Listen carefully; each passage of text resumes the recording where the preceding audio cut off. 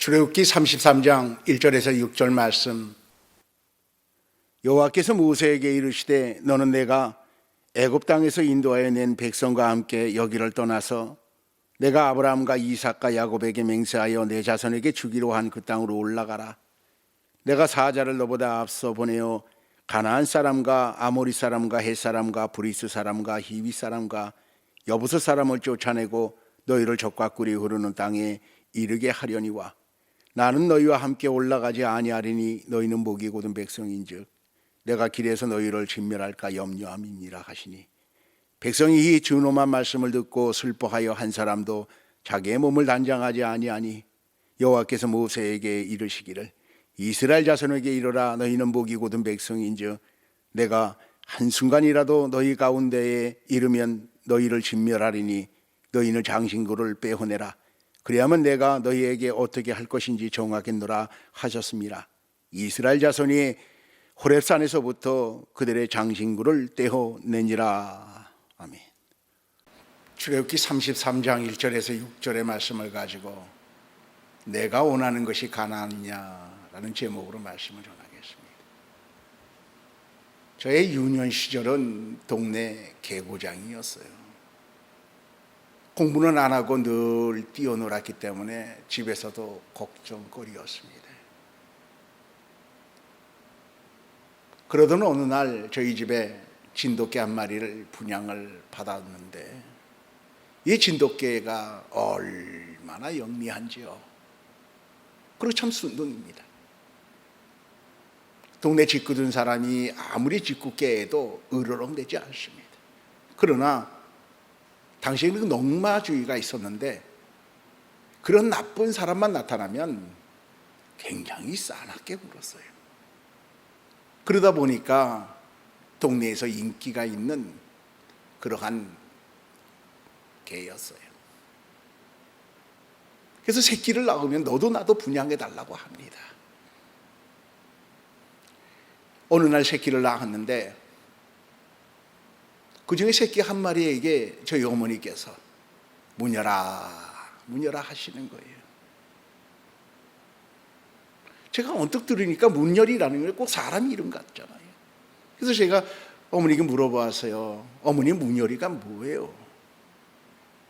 그랬더니 피식 웃으면서 아무 말씀 안 하십니다. 근데 며칠이 지나도 계속 그 강아지에게 문열아 하시는 거예요.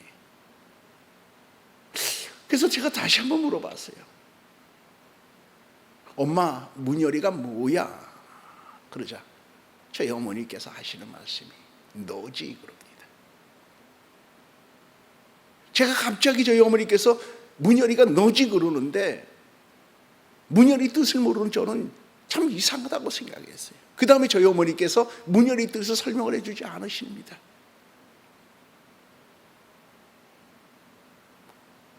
잠시 후에 제가 친구들이 모여있는 학교 운동장에 가서 친구들에게 말을 했어요. 야, 우리 어머니가 나보고 문열이라 그래. 내가 문열이냐? 근데 친구가 말하답니다. 내가 왜 문열이야? 너 이름이 있잖아. 너 이름 바꿨어? 아니, 이름 안 바꿨는데? 야, 근데 우리 어머니가 나보고 문열이래. 친구들이 말합니다. 네가 왜 문열이야? 너 이름 있잖아. 그렇지. 우리 어머니 괜히 나보고 문열이라 그래. 그리고서는 이내 잊어먹고 친구들하고 한참을 놀았어요. 저희 어머니가 돌아가시고 나서 한 15년쯤 지났을 때 제가 나이가 한 50 좀 넘었을 때입니다. 갑자기 어머니께서 문열이가 너지 하는 그 말씀이 떠올라서 어머니 앞에 참 불효했던 것이 생각나 얼마나 많이 울었는지 모릅니다. 왜 어머니께 불효했을까? 어머니 마음이 얼마나 속상했을까? 그래서 한참을 울다 보니까 하나님 앞에 제가 문열이었어요. 하나님 앞에 문열이. 그렇죠. 하나님 앞에도 문열이었어요. 그랬더니 이러한 문열이가 하나님의 은혜로 목사가 된 거예요. 그래서 그날 하염없이 울었습니다. 저는 학창시절에 공부에는 관심이 없었어요.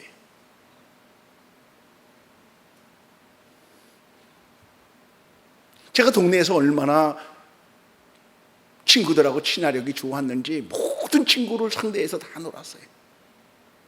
심지어는 제가 초등학교 때, 당시는 국민학교죠, 고등학교 1학년 되는 동네 형까지도 제가 상대해서 놀았어요. 그러니까 노는 거에서 제가 일가견이 있었어요. 그러나 공부는 전혀 하지 않았죠. 그러던 제가 하나님께 부름을 받고 신학을 하고 목사가 되었죠. 그리고 공부를 더 해야 되겠다, 그런 생각을 가지고 만학도로 신학대학을 다시 들어간 거예요.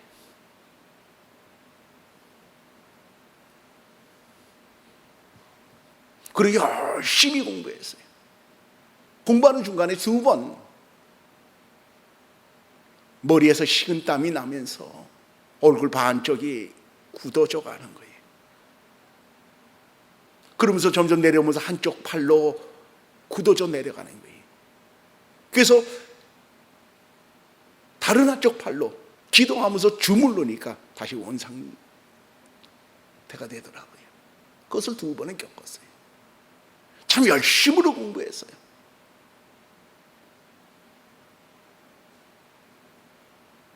어릴 때 공부하지 않았던 것, 그걸 후회하면서 만학도가 되어서 얼마나 열심으로 공부했는지 모릅니다. 제가 그렇게 신학대학 3학년을 다니던 해에 몇몇 교인들이 목사님, 우리 좀 더 넓은 데로 나가요, 그렇게 말을 하더라고요. 당시 주일날 예배를 28명이 예배를 드렸는데 좀 더 넓은 곳으로 나가자는 그 말이 저는 좋게 들려서 그럼 넓은 데로 갑시다. 그리고 교회를 이전을 하게 됩니다. 이전을 하면서 한 4, 5 정거장 되는데 제가 차 운행을 하지 않습니다. 그러니까 따라올 분만 따라오세요 했더니 10분이 따라오시더라고요. 그래도 저는 교회가 부흥할 거라 생각을 했어요. 그런 믿음을 가지고 교회를 옮겨서 21일 특별 교회 부흥 기도회를 드리게 됩니다. 뜨겁게 찬양을 드리고 예배를 드리고 기도를 해서 21일 그 특별 교회 부흥을 위한 기도회가 끝나기 하루 전날 수요일 날이었어요. 어찌된 이유인지 전도사님이 나오지 않는 거예요.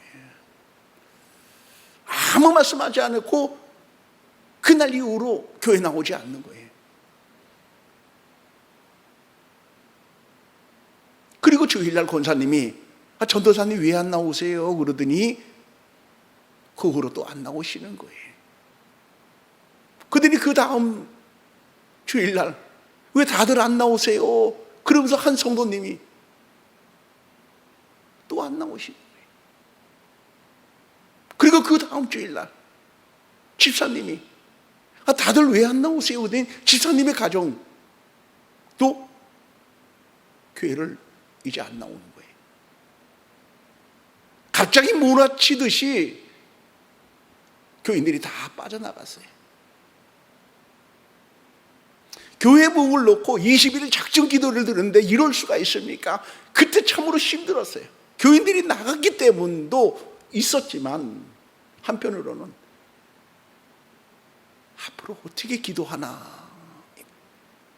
당시 기도는 곧 응답으로 생각할 때였어요. 여러 문제들이 기도를 통해 해결되었어요. 각종 크고 작은 병들이 기도해서 치유가 되었고요. 성도들의 문제들이 기도하고 응답을 받고 하나님이 살아계심을, 그 역사를 체험하고 있을 때였어요. 당시 저는 기도하면 곧 응답이다 그렇게 생각하고 있었어요. 하나님은 살아계시다, 그러면 기도하면 응답이다 그렇게 생각하고 있을 때였는데 21일 특별 기도, 교회 부흥을 위해서 기도했는데 기도 응답이 된 것이 아니에요. 오히려 기도하기 전보다 더 못한 상황이 되어버린 거죠. 제 믿음이 아주 크게 흔들렸어요. 앞으로 기도에 대해서 이제 어떻게 기도해야 되는가? 예전처럼 열정적으로 기도하지 못할 것 같아요.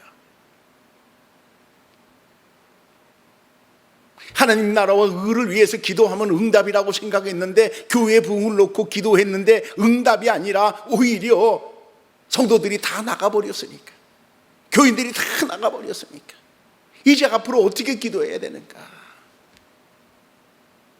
어떤 기도는 응답되고 어떤 기도는 응답되지 않습니까?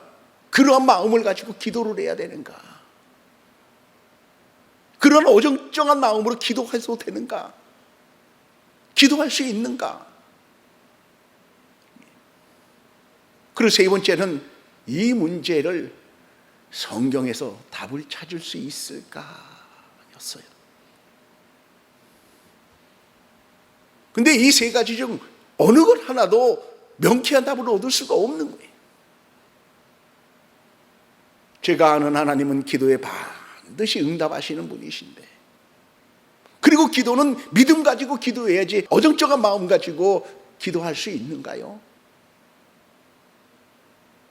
그래서 이런 생각이 미치자 제 마음 깊은 곳에서 이런 탄식이 나옵니다. 하나님 아버지, 이럴 수가 있습니까? 이건 아니지 않습니까? 하나님 교회에 부흥케 해달라고 했는데 다 나가면 어떡합니까?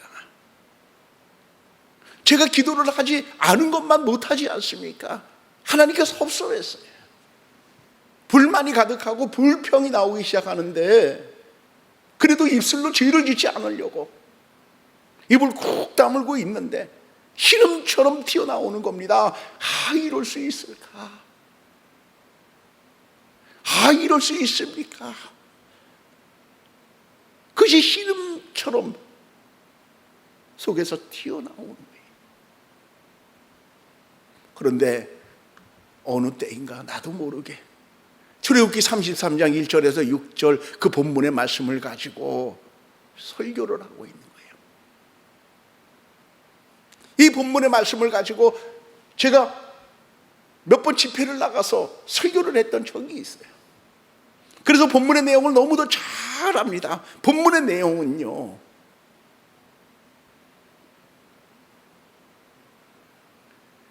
야곱의 후손이죠. 하나님은 그 이스라엘 백성들을 애굽에서 출애굽케 하시죠. 그리고 출애굽한 이 이스라엘 백성들에게 은혜를 주어서 홍해를 건너게 하시고, 그 다음에 그들을 시내산에서 하나님은 이스라엘 백성과 선민 언약 체결을 하시죠. 그리고서는 모세를 불러서 시내산에서 십계명 두 돌판 증거판을 주시고, 그 다음에 성막 규례 제사법을 하나님은 주시는데, 모세가 40일 동안 시내산에 머무르는 동안 이스라엘 백성들은 그 은혜를 잊어버리고 밑에서 아론을 앞세워서 금송아지를 만들고 여호와라 그러고 그 앞에서 번제와 화목제를 드리고 뛰놀고 그 금송아지를 숭배하고 있었던 겁니다. 이러한 이스라엘 백성들에게 하나님은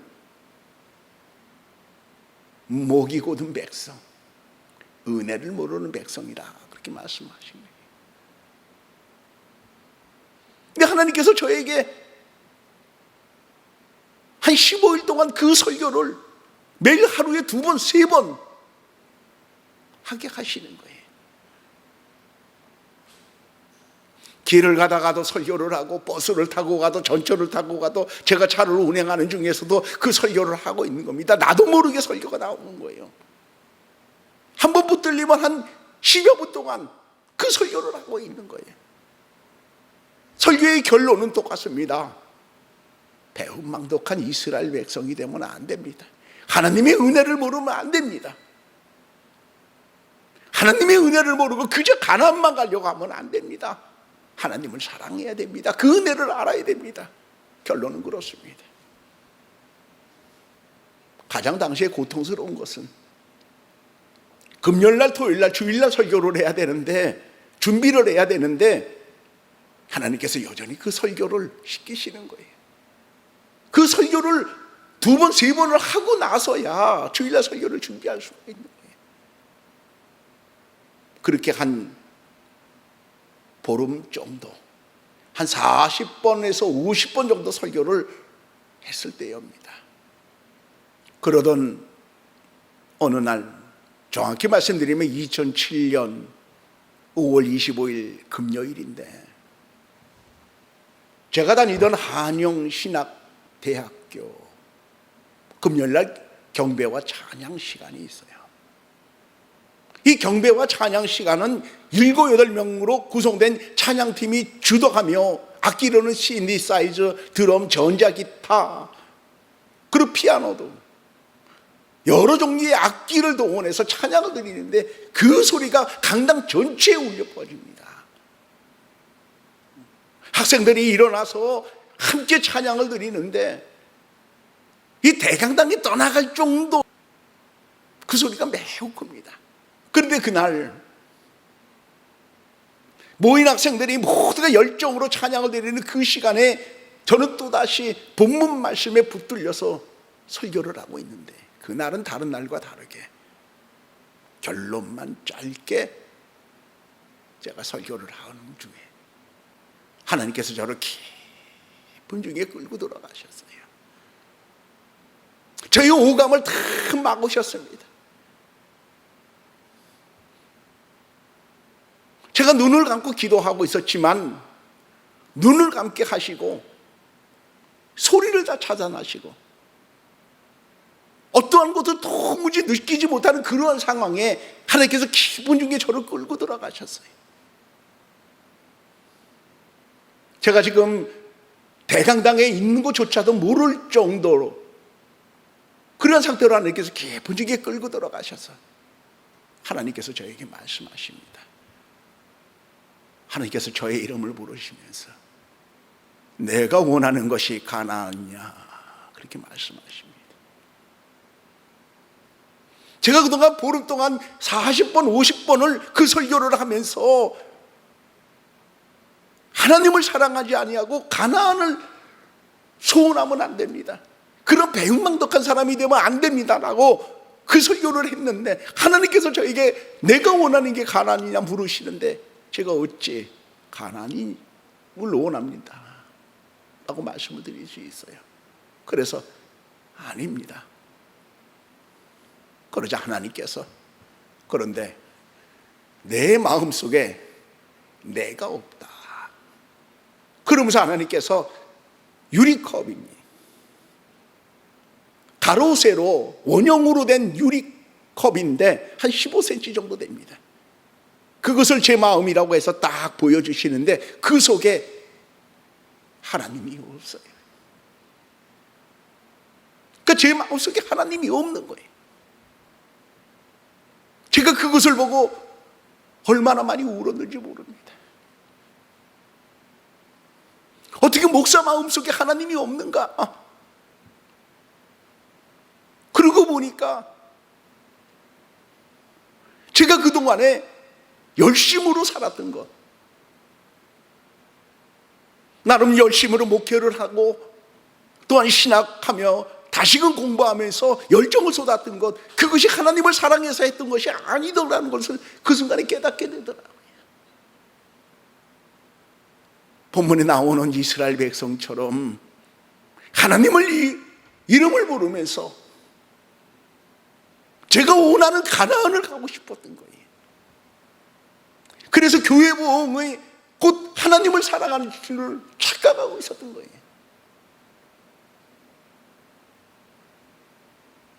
목사의 마음에 하나님이 없다고 하는 것에 대해서 한참을 울었어요.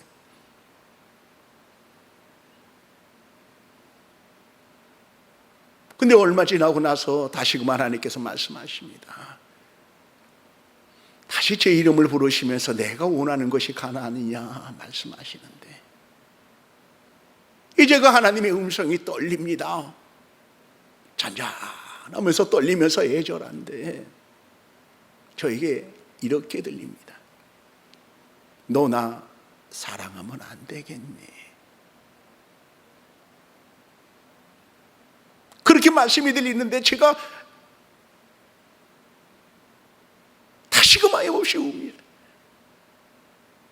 하나님께서 저에게 뭐라고, 저에게 사랑을 원하시는 거예요. 저까지께 뭐라고, 문열이 같은 이 놈에게 하나님은 사랑을 원하십니다. 너 나 사랑하면 안 되겠니? 그 말씀을 듣는 순간 얼마나 울었는지 모릅니다. 한참을 울다가 하나님, 제가 원하는 것 가나안 아닙니다. 그러면서 그 기쁨 중에서 나왔어요. 나중에 시간을 대략 계산해 보니 한 20분 정도 되더라고요. 하나님은 제가 기도드린 그 기도에 응답해 주신 거예요. 교회 부흥을 놓고 20일의 작정 기도를 해서 하나님 앞에 열정으로 예배드리고 기도했는데, 하나님은 정말 부흥이 무언지를 하나님께서 저에게 깨닫게 하여 주신 거예요. 교회 부흥은 양적인 부흥이 아니에요. 수적인 부흥이 아니라 내 영혼을 살리시는 거였어요. 그래서 하나님은 내 마음속에 하나님이 있어야 부흥이라고 하는 것, 그것을 하나님께서 깨닫게 하여 주신 거예요. 그 후로 저는 이 목회의 패러다임이 확 바뀌었어요. 문제는 하나님과 나와의 관계예요. 내가 하나님을 사랑하는 것, 내가 하나님을 사랑해야 되는 거예요. 그것이 은혜 받은 자의 모습 아니겠어요? 하나님께서 제게 원하시는 것은 그것이었어요.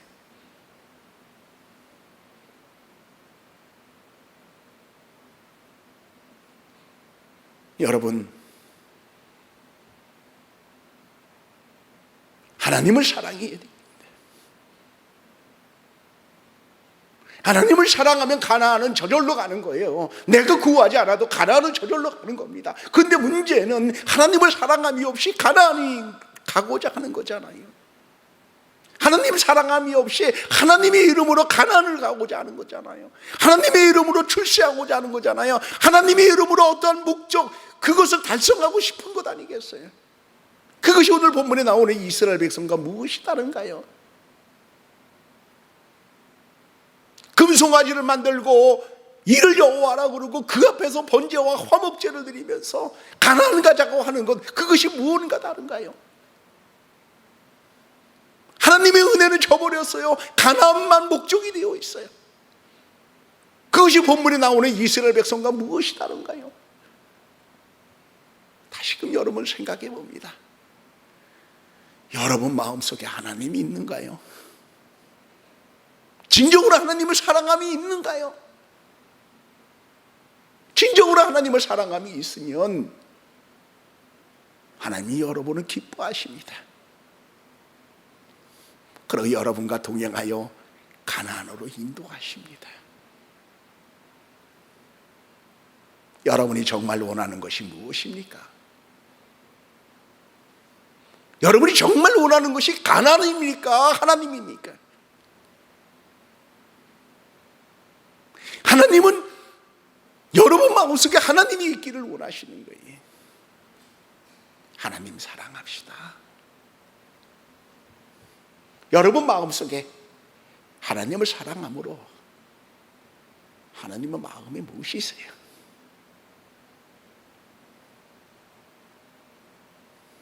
그리고 하나님과 동행하며 하나님이 인도하시는 대로 하나님과 동행하면 가나안은 자연히 가는 겁니다. 오늘도 두 종류의 사람이 있겠죠. 소위 자기의 목적을 이루기 위해서 예배하고 기도하고 찬양하며 그것이 바른 신앙인 줄 착각하고 있는 사람이 있고요. 그저 하나님의 은혜에 감사해서, 구원받음에 감사해서, 날 구원하심에 감사해서, 하나님 자녀 백성 삼아주신 거에 감사해서 다른 아무 소원 없이 그저 하나님 앞에 나와서 예배드리는 사람이 있어요. 전자가 진짜 성도일까요? 후자가 진짜 성도일까요? 판단은 여러분의 목에 있습니다.